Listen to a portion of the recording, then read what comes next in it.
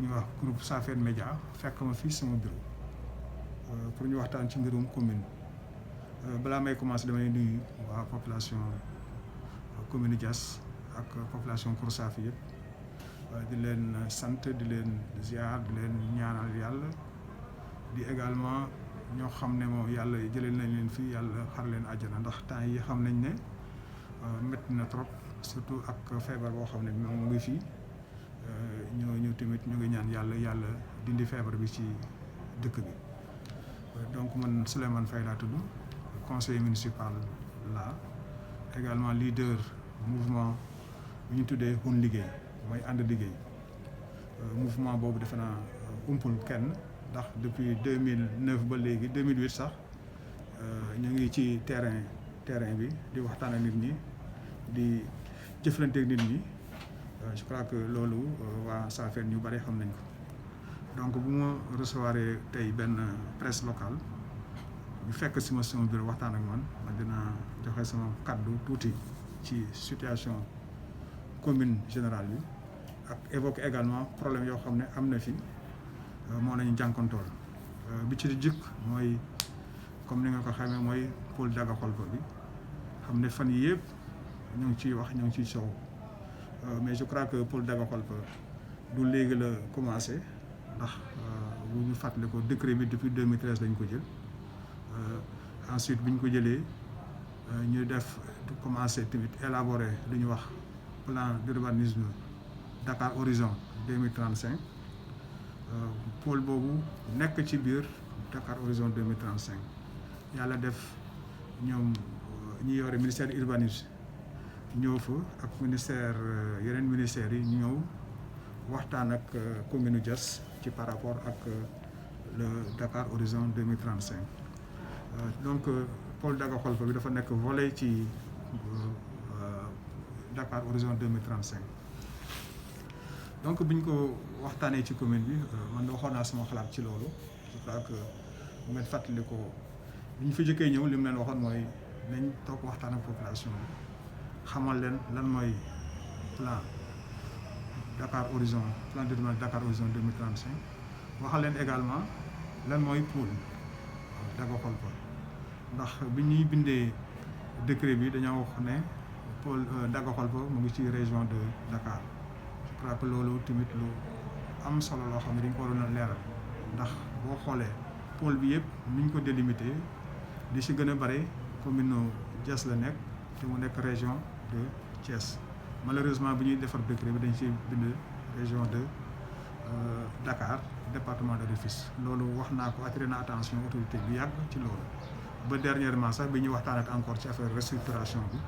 moo su la ñëwaat ko donc pôle boobu indi na ay coow indi na jaxare ci population Daga-Kholpa particulièrement Daga-Kholpa ak également village yoo xam ne ñoo nekk ci wet bi boo xoolee Mbayar Diass Buuxu ay dëkk yoo xam ne pôle bi laal na leen ba une partie même de Samkéej booy dem côté également Baraaf donc loolu village yooyu population yi fa nekk ñoo dañoo xaw a am tiitaange am jaxare ci par rapport ak pôle bi ñu bare xamuñu exactement pôle bi fan lay yem limite bi wax nañ ko nii rek sur le plan littéraire mais sur le plan ci kii bi sur le terrain waxuñu exactement fan ak fan la yem ba temps yële passé am ay équipe yi fa ñëw di def ay implantation ay bornes mu gën a jaaxal population bi également tamit je crois amoon na benn commission yu ñu tuddee commission recensement et évaluation des impasses bu préfet yebaloon ñu commencé def ay visites sur le terrain et cetera yooyu nag xaw indi ay jaaxare ci population bi je crois que loolu malgré seen communication yi ñu doon def mais population yooyu xamuñu exactement lan moom lañ ci def yaakaar naa ne tamit am na ay ñaar wala ñetti at def naa ay débat ci Kholpa ñaari yoon def ko tamit dagg ak buuxu par vidéoconférence di expliquer nit ñi lan mooy pôle mais ba léegi des na peut-être que au départ xamuñu woon wala ou bien gëmuñu ko woon mais léegi dafa taxaw ministre bi tamit am na lu mu ci wax ci fan yi passé par rapport ak pôle bi ñu ngi wax tamit affaire logement yeeg ak yenn ñi ñuy yox ay parcelles et cetera donc débat la boo xam ne il faudrait que autorités yi waxtaan taw ak population wax ak ñoom bu nekkee ne commune bi tamit defu ko tamit wala bu ko defee tamit doyul mais il faudrait que ñu toog ñun ñëpp acteurs yëpp toog ñu waxtaan si ndax bu ma fàttale ko tamit bi ñu ñëwee ci commune dama leen suggéroon waa monsieur le maire Aliou Samba Ciss yal na ko yàlla yërëm da nga ko waxoon ne da nga war a woo toutes les compétences yi xam ne ñoo ngi ci commune bi ñoo xam ne mbirum suuf la ñoo xam ne xam nañu am nañu ay aménagistes am nañu ay urbanistes am nañu ay inspecteurs des impôts des domaines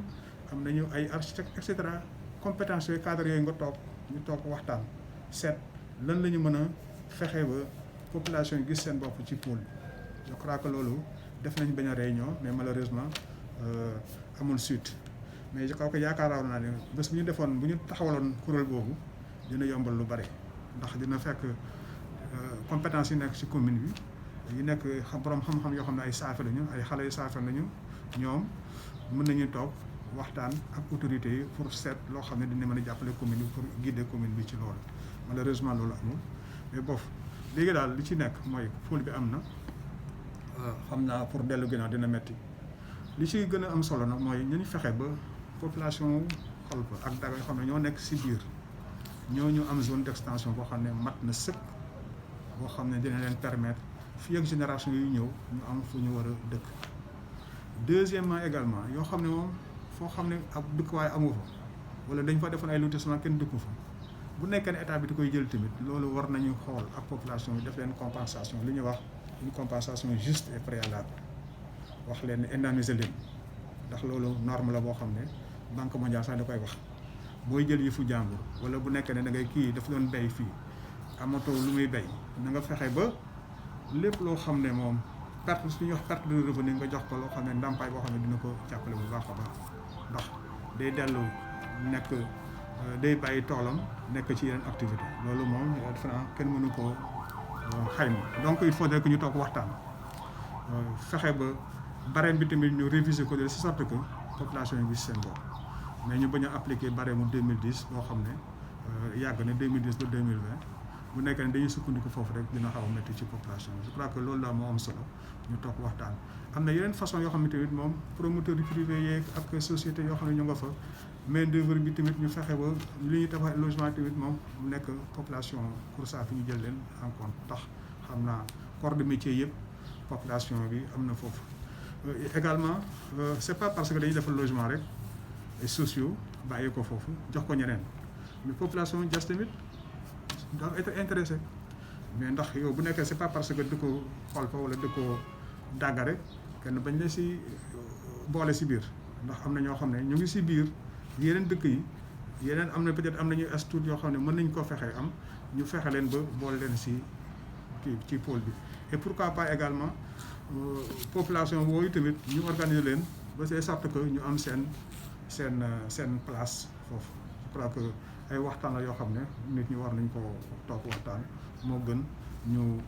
wax yeneen indi ay affrontement loo xam ne du amul benn jël beneen bi mooy canal Diass bi xam naa temps yëpp ñu ngi si doon wax mais canal bi yaakaar naa loolu moo nekkoon suñu jëkk programme ngeen fàttali ko depuis 2008 ñu ngi ci wax ñu ngi ci dox bi ñu commencé terrasser aéroport bi li ñu attirer attention autorité ne leen bu ngeen terrasser foofu rek ndox mi dina ñëw dëkk ba correspondance yaa ngi nii yoo xam ne peut-être que occasion dina ñëw taxaw ñu won leen exactement yan jéego lañu si def ndax depuis 2008 ñu ngi attirer attention autorité yi yooyu am na lettre yoo xam ne dañ ko doon bind ñoom ñu ñuy tontu lettre yaa ngi fi daa ministère tamit am na jéego yoo xam ne def nañ ko ci ba dernièrement bi ñuy taxawee bi ma relancé kii bi relancé problème canal bi ci Mbodj le directeur en personne ma toog ak ay kilifa mu wax ne bon kii bi financement bi obtenu jot nañu si muy un financement de 1 milliard je crois que loolu ay jéego loo xam ne def nañu dernièrement tamit am na ñoo xam ne demoon na fa mais loolu dama yaakaar ne dafa am loo xam ne genre moi je ne dirais pas récupération mais démarche yi moom xawoon na doy waar ndax bu nekkee ne Mbodj directeur Mbodj maa ko informé ne ko lii de am na envoyé ko vidéo mu woo ma mu ne ma kon na loolu xaar ma envoyé équipe entreprise dina ñëw defar ko loo xam ne yàqu na en attendant que ñu def te canal bu ñëwaatee foofu tamit saa ñu informé mu dem wax ak ñeneen ba ñooñu tamit mën a yëkkati xaalis di leen ko jox je crois que loolu tamit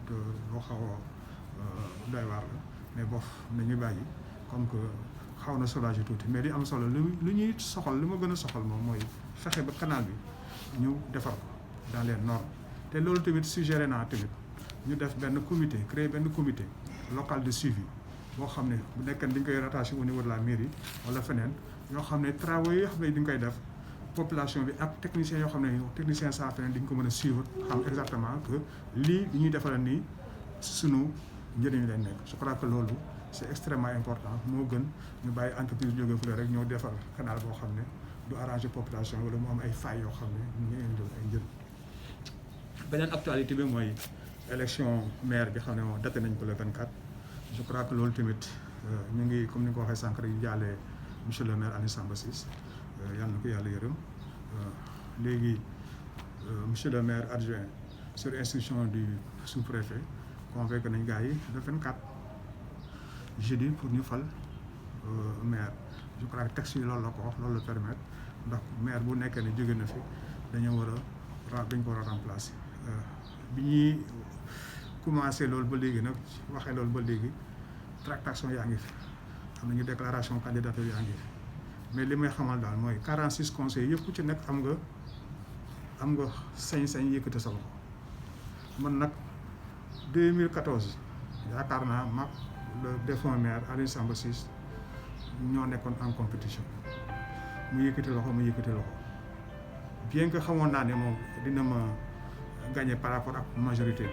bi mu am ndax raw gàddu la woon mais dama doon yëkkati sama loxo ndax dama ne mënuma nekk contre système bi contre régime bi di ko xeex campagne et cetera ba ñëw ci jour élection maire mu banque sama loxo moo tax sama naataangoo yi ñu ànd def benn taxaw benn groupe ñu dem voter contre monsieur le maire yàlla def mu gagné mu am 32 voix mu am 2 voix yi mu nekk ay voix yoo xam ne kenn comptabilisé wu loolu nag dem na léegi nag taxawaay boobu ñun la moom lañu taxawal ba léegi ndax aussi nit day conséquent nit day xam loo xam ne moom fu yaam da koy jaar mais man mënu moo xam jaar fii ba pare di jàdd di fii et cetera loolu moom de sama jikko li ma gëm moo laay def aussi te dama ci concertu ci ñeneen sama ñu bari candidat yi nag bari nañu ku nekk ngi wax ne man candidat la ku ci nekk tamit am nga sañ-sañ boobu ñoo leen koy jox mais li ma leen xamante tamit moom ñun de ñu ngi waxtaan suñu groupe ñu ngi waxtaan ba def loo xam ne alternative boo xam ne conseil kii bi fi nekk maire bi fi nekk dina jël en compte jafe-jafe askan bi yëpp ndax xam nañu du ma critiquer yi passé mais je crois que Diass est en tournant extrêmement important problème mu Daga Kholpa taxaw na moom mooy priorité bi fi nekk nii donc il faudrait que autorité bi fi nekk taxawu loolu ak yeneen jafe-jafe yoo xam ne mu ngi fi je crois que loolu il faudrait que koo xam ne am na